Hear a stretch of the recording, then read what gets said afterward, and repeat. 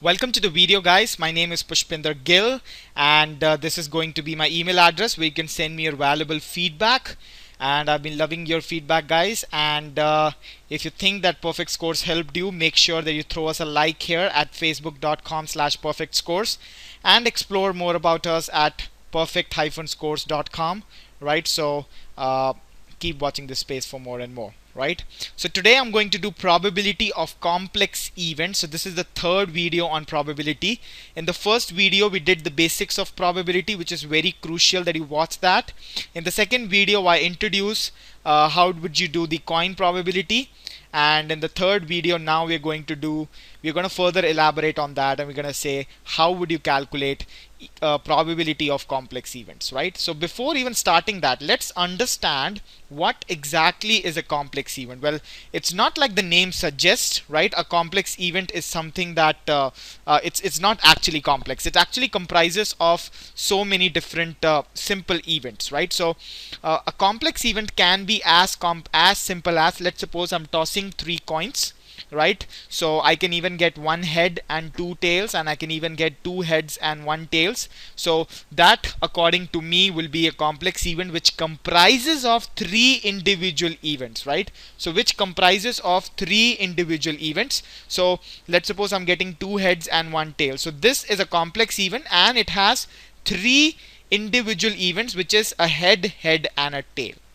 So let's suppose I am giving the exam 4 times. So whatever the result is coming every time, these are my individual events, right? So why would I need to classify an event as a complex event? Well, understand this thing. If you watch the second probability video, probability of a complex event is equal to probability of the individual events multiplied into its arrangement, right? So probability of all the individual events into its arrangement. This is what is the importance of this is. So let's suppose I tell you I want 1 head and I want 1 tail, right? So what is the so this, according to me, is a complex event. What is the probability of getting a head? 1 by 2. What is the probability of getting a tail? 1 by 2. In how many ways can H and T arrange itself? 2 ways. It can be either HT or it can be either TH, right? So these are the 2 possible ways in which they can arrange themselves. That means the probability is actually 1 by 2, right? So even if you draw the sample space and try to get the probability of getting a head and a tail is equal to 1 by 2. So probability of a complex event is equal to probability of individual events into its arrangement, right? So I want to further elaborate on this arrangement part before I hit the questions. In how many ways can you arrange the word, let's say, in how many ways can you arrange the word RAT? That would be equivalent to, if you want to arrange the alphabet of the words, the characters, that can be arranged in 3 factorial ways, right? I can have RAT, I can have RTA, I can have ART, I can have ATR, I can have TAR, and I can have TRA. So these are 6 possible ways in which these alphabets can be arranged of RAT. So it's the number of words into its factorial. But however, if I say in how many ways will you arrange RAAT, that would be 4 factorial divided by 2 factorial. Why this 2 factorial? Because this A is repeating 2 times. If I swap this A from to each other, the word would still be same. However, I have calculated that.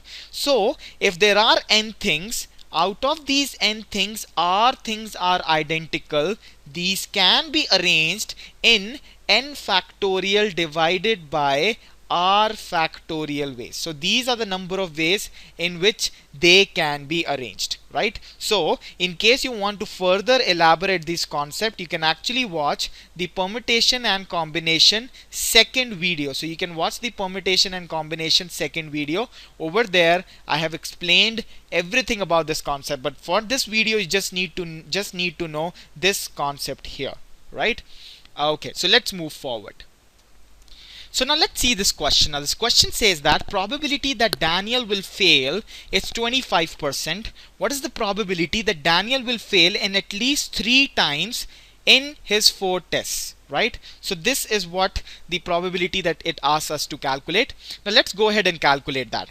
Now he wants to fail at least 3 times in 4 attempts. So he's gonna have 4 attempts, right? So probability of failing, probability of failing, probability of failing, and probability of passing is one of these combinations, and failing in all is one of the combinations, because the question asks that he wants to fail in at least 3 times in 4 tests. So he can fail in 3 tests, pass in 1 test, or he can actually fail in all the tests.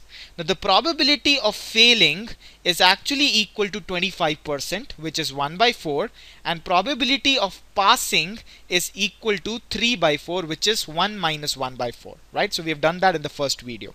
So probability of failing is 1 by 4. Probability of failing, now this over here is a complex event. Now I am actually multiplying the probabilities of all the individual events. So 1 by 4 into 1 by 4 into 1 by 4 into probability of passing, which is equal to 3 by 4. Now what did I tell you about probability of complex events? It's equal to probability of individual events multiplied into its arrangement. Now in how many ways can this arrange itself? That would be 4 factorial divided by 3 factorial. Why 4 factorial? Because there are 4 numbers. Why 3 factorial? Because there are 3 f's repeating and they are identical. Plus probability of failing into probability of failing into probability of failing into probability of failing into 1, because the number of ways f can arrange itself, it's 1, or you can even say 4 factorial by 4 factorial, which is nothing but that one, right? So similarly you can just take 1 by 4 raised to the power 4 common. Now this is something that you can do every time you'll have something to take out common. So this and this is taken out, so I am left with a 12 here, right? And I'm left with a 1 here. That means my answer is 13 by 4 to the power 4, right? But this is not my job here. My job here, so that you understand this, that the complex event can be broken down into individual events, but you'll have to take care of all the possible arrangements. You know what? He can pass in the first exam, he can pass in the second exam, he can pass in the third exam, he can pass in the fourth exam. These are the 4 ways, which is actually given by 4 factorial by 3 factorial ways, right? So suppose you've understood this, let's move forward. Now let's see this question. This question says that a fair 2-sided coin is flipped 6 times. What is the probability that the result would be? Now the coin is actually flipped 6 times, so I will have 6 different results waiting for me, right? So a coin is actually flipped 6 times. Okay, now the question is saying what is the probability that I will have at least, now the word at least is the key here, I will have at least 2 times tails, but maximum, right? But maximum 5 times tails, right? So this is what the question is saying, maximum 5 times tails. So I can even have 2 times tails and 3 times head, right? I can even have 3 times tails and 4 times head. I can even have, sorry, it's 2 times head, right? Okay, sorry, it's asking for 6 times. So I can have 2 times tails and I can have 4 times head. I can have 3 times tails and I can have 3 times head. I can have 4 times tails and I can have 2 times head. And I can have 5 times tails and I can have 1 times head. Now calculating this would be really tricky, isn't it? So either I can calculate it this way, or I can calculate it as 1 minus the probability of not getting 2 times tail and maximum getting 5 times tails. That would be probability of getting 1 time tail and getting 5 times head, and the probability of getting 6 times tails and the probability of getting 6 times head, right? So I'm just listing down all the possible cases. Either I get the question this way or I get the question this way. So if I do 1 minus probability, now you can clearly see 1 by 2, 1 by 2, 1 by 2 is going to be everywhere 6 times. It's clear. right? I will have 1 by 2 for one head and 1 by 2 individually for 5 heads. So that would be 1 by 2 raised to the power 6. That would be common to all. Now all I have to do is just think about arrangements. So how many ways can you arrange t and 5 times h? That would be 6 factorial divided by 5 factorial. This would be 6 factorial divided by 6 factorial, and this would be 6 factorial divided by 6 factorial. So this will come out to be 1 divided by 1 by 64, which is 2 to the power 6 into. So this is something which is equal to 6. This is 1 and this is actually 1. Right? So this is 6 plus 1 plus 1, which is equal to 8. That is 8 by 64. Which is equivalent to 1 minus 1 by 8, which is equivalent to 7 by 8, which actually is my answer.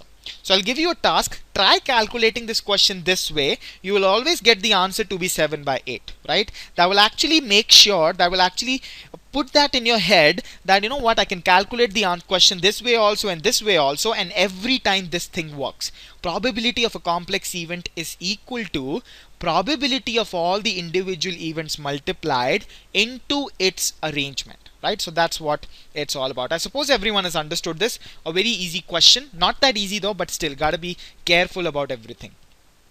Now the question says that Danny tosses a fair coin 8 times. What is the probability that coin will land tail side up more than 5 times? So the coin is tossed 8 times. I want the tail side up more than 5 times. So I can have 6 times tails and I can have 2 times head, or I can have 7 times tails and I can have 1 time head, or I can have 8 times tails.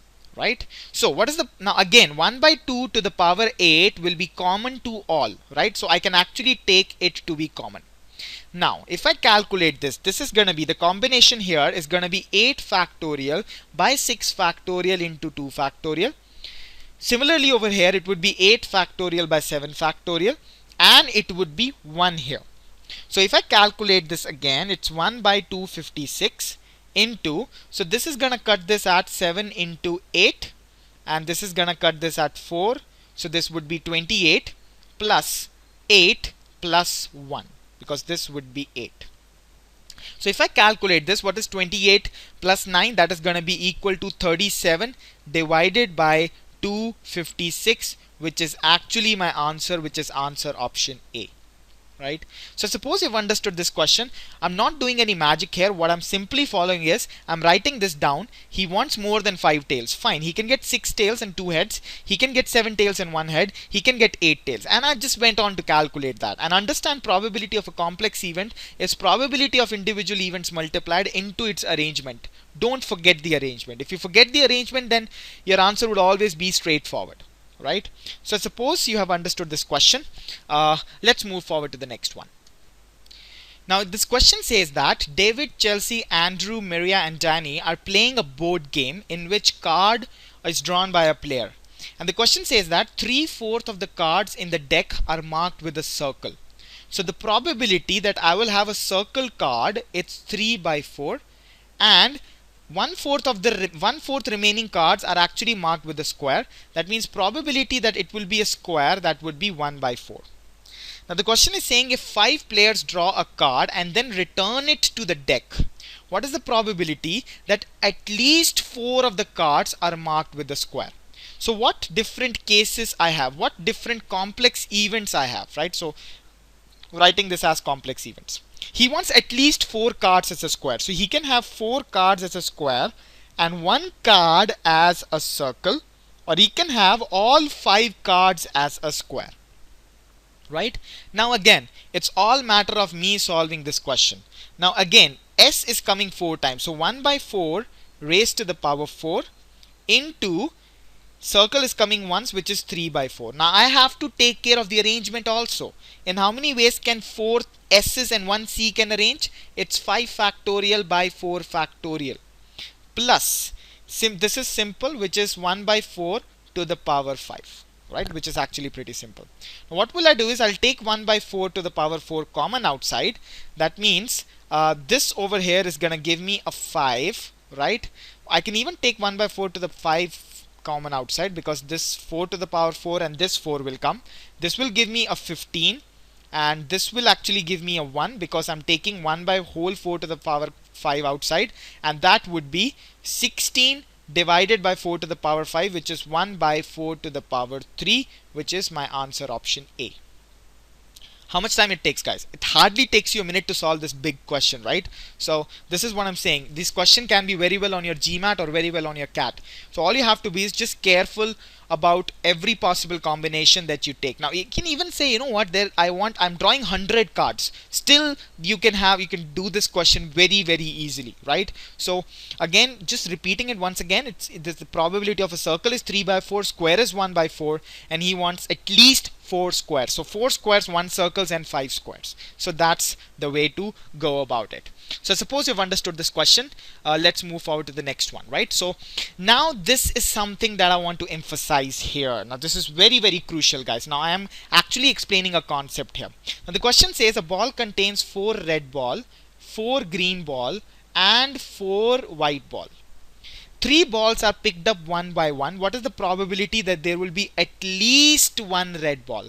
So if I want to calculate at least 1 red ball, that can be calculated as 1 minus not getting any red ball, right? So 1 minus not getting any red ball, that will give me the probability of getting at least 1 red ball. You can watch the first video on probability. Over there we have discussed what is at least 1. So at least 1, so 1 minus not getting any red ball means, and how many balls I'm drawing? I'm drawing 3 balls. That means I can draw any of these balls, right? So again, these are total 8 balls which are there, right? So this is 1 minus drawing any other ball, drawing any other ball, and drawing any other ball, right? So that would be 1 minus, in how many ways I can draw any other ball? That would be 8 by 12 because these are total of 8 other balls, and 7 by 11, and 6 by 10. And what is the arrangement here? The arrangement is just 1. Because then according to the question, this is just other balls. According to the question doesn't know there are green balls or there are white balls. These are just other balls. So the other won't matter here at all. The segregation within it will not matter. That will make the question so easy for you that you won't even believe that. So 6 into 2 is there, right? And this goes at 4. This goes at 2 and this goes at 5. So this is 1 minus 7 into 2 is 14 divided by 55. So I have my answer as 41 by 55. Right? Now I got my answer as 41 by 55 even by considering is at other. Now you know what? This other can very well be all 3 greens.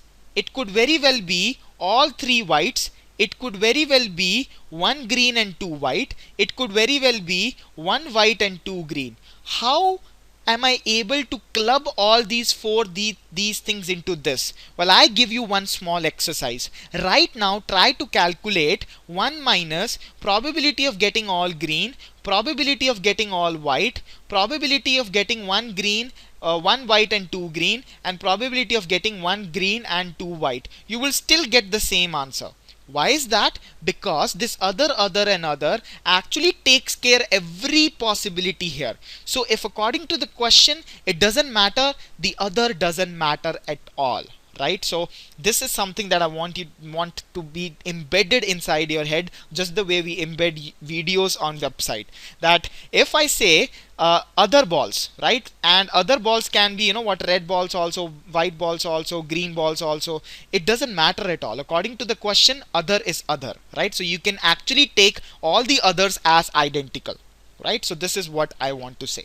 Okay, so suppose everyone has understood this. Now this is what I want to emphasize: the other doesn't matter at all. So if I have something as red other and other, the number of ways this can arrange is 3 factorial by 2 factorial. That's it. You don't have to worry about this other can have different variations, but according to the question is other and other. Right? So this is something that I want you to know. Let's actually try a tough question on that. right? Now the question says that Daniel is playing. I would actually recommend you to pause this video and so that you can actually solve this question. Okay, so let's start. Daniel is playing a dice game in which a dice is rolled 5 times. If a number turns up exactly 3 times, then the game is won. Daniel has thrown the dice 2 times and got the number 4 2 times. What is the probability that Daniel will win the game? So how many ways? So what are the complex events, different ways in which he can actually win the game? He's already thrown it 2 times. He's already gotten a number 4. He is planning to throw it 3 more times. So how can he win the game? He can get 1 4 and 2 other numbers, right? Or he can get any number here, any other number here, but the next number to be the same and the next number to be the same. That is the way he is going to win. Elaborating more on that, he can win by a 4 1 and 2. He can win by a 4 1 and 3. He can also win by 1 1 1 and 2 2 2, because he has, if he gets a number exactly 3 times, he wins the game. So 4 4 3 3 3 is actually a win. 4 4 5 5 5 is actually a win. So these are the 2 possible ways in which he can win this game. Right? So now let's go ahead and calculate that. What is the probability of getting a 4? 1 by 6. What is the probability of getting any other number apart from 4? 5 by 6. What is the probability of getting any other number apart from 4? 5 by 6. In how many ways can 4 other arrange itself? Very easy. 3 factorial by 2 factorial. Then I do a plus. In how many ways I can get any other number apart from 4? 5 by 6. In how many ways I should get the same number? 1 by 6. Same number? 1 by 6. And what is the arrangement here? It's 1. Why is that? Because 1 1 1 2 2 2 4 4 4 5 5 5 can arrange in only one way. So if I calculate that, that comes down to be equal to 75 plus 5, which is equal to 80 by 216, which is my answer here. So I suppose you're understanding the simplicity with which we are solving a question. And this is, if you talk about GMAT, this is a 51. This is a 97th percentile question, right? For the guys who don't know too much about GMAT, that in GMAT the maximum you get is 97th percentile. The maximum score is 51 right now as per 2013, right? So you can very well see here that with such simplicity we're solving a question. So I'm going to rewind it once again. Now he were to actually, to win the game, he were to get a number exactly 3 times. He has already gotten 2 times 4. So if he gets 1 4 and 2 other numbers, he wins the game. If he gets all 3 numbers as different numbers, as the same numbers apart from 4, he wins the game. Understand, 4 4 4 4 4 is not a win, because he has to get a number exactly 3 times. And from there, when we got this, we just calculated it and we got our answer. Right? So suppose you've understood this one. Alright, so let's go ahead to the next question. Okay, let's go and do this question. Now this question says that 3 integers from 1 to 100 are randomly selected such that one integer can be selected multiple times. What is the probability that the sum of 3 integers will be even? Right? Now again, the sum of 3 integers should be even. So how do you get sum of 3 integers to be even? Either all 3 of them are even, or 2 of them are odd and the last one is even, right? So if you think about other possible cases, getting one even number, right? So getting one even number and getting 2 odd numbers, that would be wrong. So that is actually that same case only. Getting 2 even numbers and getting 1 odd number will actually give you an odd number, or getting all the 3 as odd numbers will also give you as odd numbers. So these are the only 2 possible cases which are true. So what is the probability of getting even? 1 by 2, 1 by 2, 1 by 2. So that is 1 by 2 raised to the power 3. Into how many ways can this arrange itself? One way, plus 1 by 2, 1 by 2, 1 by 2, which is 1 by 2 raised to power 3. Into how many ways can this arrange itself? That is equivalent to 3 factorial by 2 factorial.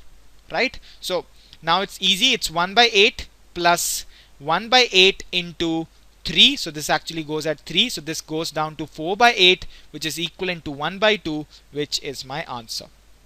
right? So suppose everyone has understood this. See the simplicity with which we are solving. That is what I want. And when it comes to GMAT, these kind of questions are always hard level questions. So you can clearly see that solving the hard level questions in GMAT doesn't take that effort. It actually takes a right technique at the right time, right?